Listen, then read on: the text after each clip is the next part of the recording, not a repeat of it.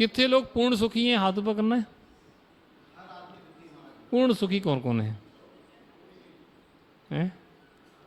दुखी कौन कौन है? कोई तन दुखी, कोई मन दुखी, कोई धन दुखी है। ऐसे संसार में ये जीव दुख उठा रहा है, लेकिन किसका दुख? देखो, शारीरिक दुख तो कम होता है, सबसे कठिन दुख है मन का। कभी बच्चों की चिंता, कभी पत्नी की चिंता, कभी परिवार की चिंता, कभी और कोई व्यवस्थाएं, व्यापार की चिंता, नौकरी की चिंता, छोटी छोटी व्यवस्थाएं बिगड़ती रहती हैं। मेरे पास लोग आते, महाराज आशीर्वाद दे दो, बड़े परेशान हैं। क्या हो गया? कि बच्चे का एडमिशन अच्छे स्कूल में नहीं हो रहा। मनी धप तेरे की, ये भी कोई परेशानी है? बच्चे का एडमिशन अच्छे स्कूल में नहीं हो रहा, तुम्हारे आशीर्वाद दे दो कि बेटे की शादी नहीं हो रही। मैंने चलो मैं पानी में डूब मरो। क्या क्या सोचते हो? वह बच्चा तुम्हारे करने से जीता है कि अपने कर्म से जीता है? जब वह अपने कर्म से जीता तो तुम क्यों परेशान हो? सारी दुनिया किसके पीछे परेशान है? बताओ किसके पीछे? ओहो, तुम्हारी बनाने से बन जाएगा? तुम पुरुषार्थ कर सकते हो, राह दिखा सकते हो, बना नहीं सकते हो। हमको स्मरण में है, जब हम लोग गुरुजी के पास थे, जब प्रारंभ में दीक्षा हुई थी, वो दीक्षा के 4-6 दिन बाद गुरुजी के पास ऐसे ही बैठे थे, तो गुरुजी ने एक प्रश्न किया कि बेटा मुनि बन गए क्या? हम तो बिल्कुल डर गए। हमने क्या कह रहे हैं महाराज, गुरुदेव क्या कह रहे हैं कि बेटा मुनि बन गए क्या? नहीं, मुनि बन गए। हमने आचार्य सिंह क्या हुआ, कौन सी गलती हो गई हमसे? कि मैं तो यही तो पूछ रहा हूँ, बेटा मुनि बन गए क्या?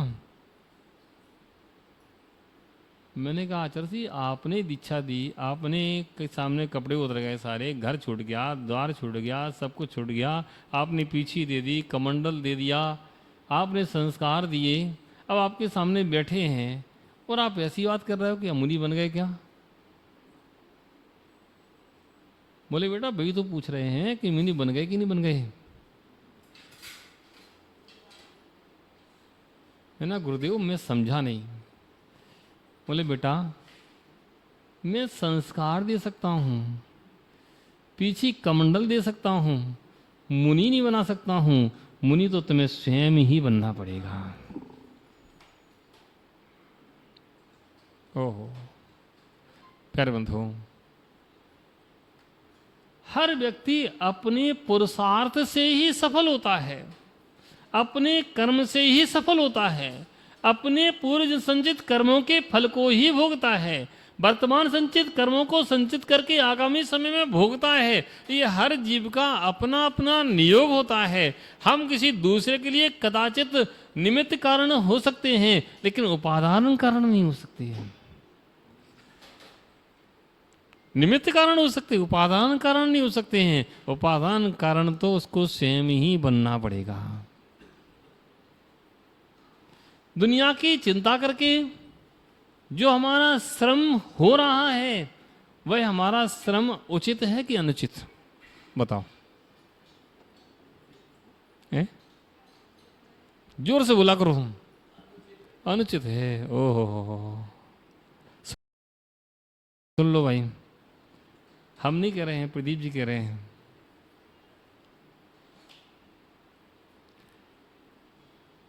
जितना भी हम बुद्धि का श्रम कर रहे हैं कि ऐसा हो जाए, भाई मत चिंता मत करो, मत चिंता करो, मत सोचो, समय पर छोड़ दो, पुरुषार्थ करते रहो, पुरुषार्थ समय पुरुषार्थ करते रहो, समय पर छोड़ दो। दिमाग में ज़्यादा लोड लेने की आवश्यकता नहीं है। चिंतन करो, चिंता में मत घुलो। चिंतन करोगे रास्ते निकलेंगे, चिंता करोगे तो चिंता करने से सब कुछ समाप्त हो जाता है और चिंतन करने से धारा मिल जाती है। प्यार बंधुओं, सोचे कि हम लोग जो सोचते हैं वह कितने % हो सकता है। श्रेष्ठ है सब कुछ सोचे अनुसार हो, लेकिन होना होगा तो होगा। व्यर्थ में ही अपने दिमाग पर लोड लेने से कोई काम नहीं होता। प्यार बंधुओं, जिसने आत्मा की शक्ति को पहचाना है, आत्मा के बल को पहचाना है, वह व्यक्ति सम्यक पुरुषार्थ करता है, चिंता में नहीं घुलता है। वो जो चिंता में घुलता है उसका सम्यक पुरुषार्थ होता नहीं है और सम्यक पुरुषार्थ के अभाव में कार्य की सिद्धि भी होती नहीं है। अब मान लें कोई बालक आप तैयारी कर रहा है सीए की या इंजीनियर की या डॉक्टर की, एडमिशन ले लिया और एडमिशन लेने के बाद मैं सोचता रहे पता नहीं मैं कर पाऊंगा कि नहीं कर पाऊंगा, कर पाऊंगा कि नहीं कर पाऊंगा, कर पाऊंगा कि नहीं कर पाऊंगा। तो कर पाएगा क्या है? क्यों नहीं कर पाएगा? क्योंकि उसके अंदर अभी वह शक्ति जागृत नहीं हो पा रही, कॉन्फिडेंस अंदर से जागृत नहीं हो पा रहा।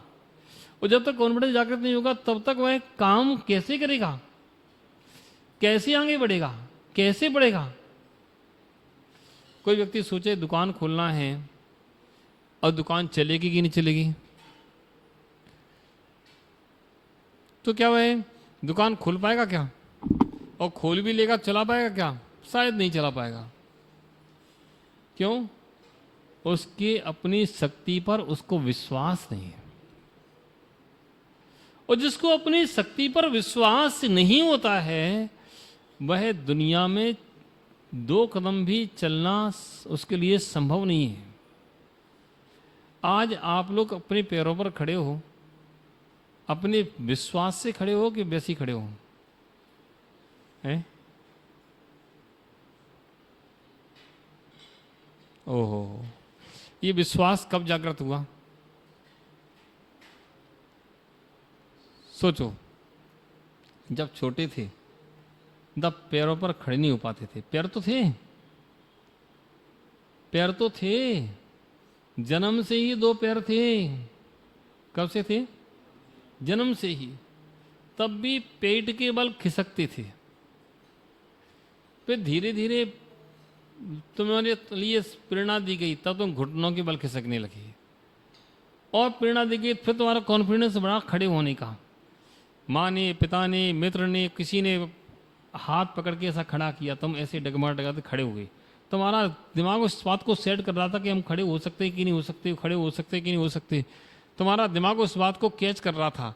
पर धीरे धीरे तुम्हारे दिमाग ने कैच कर लिया उस बात को, हाँ खड़े हो सकते। तुम खड़े होना धीरे धीरे तुमने उसको विश्वास में लिया। तुमने धीरे धीरे उस चीज़ को विश्वास में लिया कि हम खड़े हो सकते हैं। और जब विश्वास में आ गया, तुम खड़े होने लगे, फिर धीरे धीरे तुमको वो पकड़ा दी गई। पहले वो चलती थी, क्या बोलते, 3 पहिए वाली गाड़ी, हाँ। फिर धीरे धीरे उसके सहारे तुम 2 कदम, 1 कदम, 2 कदम, 4 चले। फिर दिमाग ने डिस्टर्ब किया, फिर गिर गए तुम, फिर दिमाग ने सेट कर लिया, फिर खड़े हो गए। पैर तो वही है, पैर कोई दूसरे नहीं है। जब तुम्हें अंदर विश्वास हो गया तो तुम चलने लगे, अपने आप तुम्हारे कदम खड़े होने लगे, अपने आप तुम्हारे कदम आगे चलने लगे। जब पूर्ण विश्वास हो गया तो चलने के आप तुम दौड़ने लगे। प्यारे बंधुओं, बस ऐसे ही तुम्हें विश्वास अभी पूर्ण नहीं हो पा रहा कि तुम मोक्ष जा सकते कि नहीं जा सकते हो। बताओ, बच्चा देखकर कहता हाँ जो चल रहा है हम भी चल सकते हैं, लेकिन वो अपने आप पर विश्वास नहीं होगा, मेरे पर चल सकते नहीं चल सकते हैं। आप भी कहते हो स्त्री लोग मोक्ष गए तो हम भी जा सकते हैं, लेकिन हम अभी जा सकते नहीं जा सकते। वो शक्ति तुम्हारे अंदर है, लेकिन तुम उसको जागृत नहीं कर पा रहे हो। अनंत शक्ति तुम्हारे अंदर है। जिनवाणी कहती कि तुम्हारे अंदर अनंत शक्ति है, उस शक्ति को तुम्हें जागृत करना है, और तुम्हें कुछ नहीं करना है, शक्ति को जागृत करना है। शक्ति तो तुम्हारे पास है, पहले से ऑलरेडी है, तुम्हें कुछ नहीं करना है, कहीं से बाहर से नहीं खरीदना है, तुम्हारे पास है, बस उसको जागृत करना है। प्यारे बंधुओं, बस ये शक्ति जागरण की विधि को जो सीख लेता है, जिनवाणी को जो पढ़ता है, धीरे धीरे धीरे धीरे धीरे धीरे पढ़ते पढ़ते पढ़ते पढ़ते उसको विश्वास पैदा होता है। विश्वास पैदा तो गुरु भगवान के मंदिर में आता, गुरुओं के पास बैठता, धीरे धीरे विश्वास और बढ़ता है, फिर और पास में बैठता, और जिनवाणी पढ़ता, और स्वाध्याय करता है, पूजन करता है, और उसको विश्वास बढ़ता है। और धीरे धीरे जब विश्वास जितना दृढ़ बढ़ता होता जाता है, ऐसे ही बच्चे की तरह हम लोग भी धीरे धीरे आगे बढ़ते जाते हैं। एक सज्जन मेरे पास बैठे थे, तो मैंने उनसे कहा कि पर्युषण पर्व आ रहे हैं, तो उपवास करना ही करोगे नहीं करोगे? कि नहीं महाराज, मेरी बस की बात नहीं है। मैं दिन में 20 बार 50 बार पानी पीता हूँ, और पता नहीं 2-4 बार क्या खाता हूँ, उपवास मुझसे नहीं होंगे। तो मैंने कहा उपवास तुमसे नहीं होंगे, कोई बात नहीं, लेकिन कुछ पानी पीने की, भोजन करने की कुछ सीमा तो बनाओ। बोले महाराज कैसे? मैंने कितनी बार पानी पीते होगे, कितनी बार भोजन करते होगे? बोले कि 20 बार पानी पीते होंगे लगभग, कम से कम 20 बार तो हो ही जाता है, और भोजन भी 4-5 बार कर लेते होंगे, भोजन कर लिया, कहीं कुछ खा लिया, कहीं कुछ खा लिया। मैंने कोई बात नहीं, 5 बार कुछ खाना और 20 बार पानी पीना, इतना बनाओ। नहीं महाराज गिनेगा कौन? मैंने बस आज से गिन के ही तो पीना है, यही तो सीखना है। तो उनने अगले दिन से उनकी महाराज ठीक है हम अभ्यास करते हैं, देखते हैं। अगले दिन उनके गिन के पिया, तो 20 बार की जगह 18 बार उन्होंने पानी पिया, और 4 बार कुछ खाया, 2 बार भोजन खाया, फिर कुछ खाया होगा। बोले महाराज 18 बार हुआ है। मैंने बहुत बढ़िया, 20 बार का नियम रखो तुम। तो दूसरे दिन आए कि महाराज 2 दिन बाद आए कि महाराज आप मेरे 15 बार का हमने सिस्टम बनाया, 15 बार से ज़्यादा नहीं पिएंगे। 15 बार से 15 बार 15 बार में काम चल जाता है। मैंने बड़ी खुशी की बात है, तुम 15 बार काम चल जाता, तुम 16 बार का नियम कर लो। ठीक है महाराज, कोशिश करेंगे हम। ठीक, कोशिश करो। मैं कोशिश करते फिर 12 बार हो गया, कुछ दिन बाद उनका 10 बार हो गया, कुछ दिन बाद उनका 5 बार पानी पीना और 2 बार भोजन करने में काम चल गया। कुछ दिन बाद वो आए कि महाराज गजब हो गया, ऐसा तो मैंने सोचा ही नहीं था। अब तो 2 बार भोजन, पानी, 3 बार में काम चल जाता सब मिला करके मेरा। मैंने कहा ठीक है। मैंने अब अष्टमी को तुम एक आसन करना कि हमारा अब तो करेंगे हम। अष्टमी को एक आसन किया, बड़ी खुशी हुई अंदर से उनको। एक आसन हुआ, 14 को फिर एक आसन करना, कर लिया उनने। और धीरे धीरे अनंत चतुर्दशी जब तक आई, बोले महाराज मेरी इच्छा हो रही है इस अनंत चतुर्दशी को पहला उपवास हम करके देखें। मैंने हाँ हो जाएगा, करो। ये शक्ति कहाँ से आई? ये शक्ति अंदर सोई हुई थी, वो जागृत हुई है। इतनी ही शक्ति नहीं है, ये विराम नहीं है, ये शुरुआत है। हम कदाचित यही विराम लगा देते हैं। ये विराम नहीं है, शुरुआत है। इस आत्मा के अंदर अनंत शक्ति है, अनंत शक्ति है। उस शक्ति को जागृत करने की विधि है, सने सने जागृत होती है। कोई एक साथ करोड़पति नहीं बनता है। हाँ, कोई चोरी करके लाया, डकैती डाल दे, बात अलग है, लेकिन कोई करोड़पति एक साथ नहीं मिलता है। पहले 150 रुपये कमाता है, फिर 1000 कमाता है, फिर लाख कमाता है, फिर करोड़ों भी कमाने लगता है। कोई बड़ी बात नहीं है। ऐसी आत्मा की अनंत शक्ति को हम भी प्राप्त कर सकते हैं। जब भगवान ऋषभदेव ने प्राप्त किया, भगवान महावीर ने प्राप्त किया। बताओ, एक भील भगवान बन सकता है? कौन? भील भगवान बन सकता है? तुम भील तो नहीं हो, भील से तो अच्छे हो। भील को तो जिनवाणी सुनने को नहीं मिली थी, भगवान के दर्शन नहीं मिलते थे। जब वो भगवान बन सकता, तुम क्यों नहीं बन सकते हो? क्यों भाई, बन सकते नहीं बन सकते हैं? ओहो प्यारे बंधुओं, सब कुछ संभव है, उस आत्मा की शक्ति को पहचानने की आवश्यकता है। जैसे पुद्गल की शक्ति को जागृत करने में कदाचित किन्हीं किन्हीं की बुद्धि लगी है, सबकी नहीं लगी, सब तो भोग भोग रहे हैं। सबकी बात हम नहीं करेंगे, सब तो एक लाइन दे दी गई, उस लाइन पर चल रहे हैं या भोग भोग रहे हैं। कुछ बना रहे हो, किसी ने बता दिया ऐसा बनता, तुम बना रहे हो। कुछ भोग रहे हो, तुम ऐसा बता दिया ऐसा भोगा जाता, भोग रहे हो। तुमने अपने लिए, अपने से पैदा नहीं किया कुछ भी। अपने से पैदा करो तो वो शक्ति का उपयोग होता है, वो शक्ति का निकालना होता है। बस उस शक्ति को निकालने की विधि हमें सीखना है। आत्मा की शक्ति को निकालने की, प्रकट करने की विधि को हमें सीखना है, और धीरे धीरे उस शक्ति को प्रकट करना है। और जब शक्ति को प्रकट कर लेते हैं, फिर बस सिद्धों में और हमें कोई अंतर नहीं रहता है। प्यारे बंधुओं, बस ऐसे ही हम लोग प्रयास करें, पुरुषार्थ करें और अपनी आत्मा की शक्ति को पहचानें। उस आत्मा की शक्ति को पहचान करके उसको प्रकट करने का प्रयास करें। निश्चित रूप से वह दिन दूर नहीं होगा जब आप भी सिद्धालय में सिद्ध भगवान के बगल में बैठे होंगे। अच्छा, आप लोगों की इच्छा होती कि नहीं होती भगवान जैसे बैठे हम भी ऐसे ही बैठ जाएं? हैं? होती कि नहीं होती? किन किन की इच्छा होती है? सबकी होती है। तो एक काम करना, आज घर जाना और एक कमरे में खाने पीने का सारा सामान रख लेना 5 दिन का, और कहना कमरे से 5 दिन के लिए बाहर नहीं निकलेंगे। हो जाएगा क्या? महाराज एक दिन का काम नहीं चलेगा, है ना। सारे खिड़की दरवाजे जब तक खोल के बाहर नहीं झांकेंगे तब तक मन नहीं मानेगा। बस यही हमारी कमजोरी है, यही हमारी कमजोरी है। हम बाहर की दुनिया को देखने की इतने आदी हो चुके हैं, इतने आदी हो चुके हैं कि अंदर के झांकने की हमें फुर्सत नहीं है। और कदाचित अंदर झांकने का प्रयास करते हैं तो भय उत्पन्न होता है कि क्या होगा। अंदर घबराहट होती है, भय उत्पन्न होता है। ओ क्यों? बाहर के तेज प्रकाश के बाद तुम किसी कमरे में जाते हो तो थोड़ा तो अंधकार दिखेगा, लेकिन धैर्य रखो, साहस पैदा करो, थोड़ा सा ठहरो। अंदर भी बहुत बड़ा प्रकाश है जो तुम्हारे ज्ञान में अभी नहीं आ रहा है।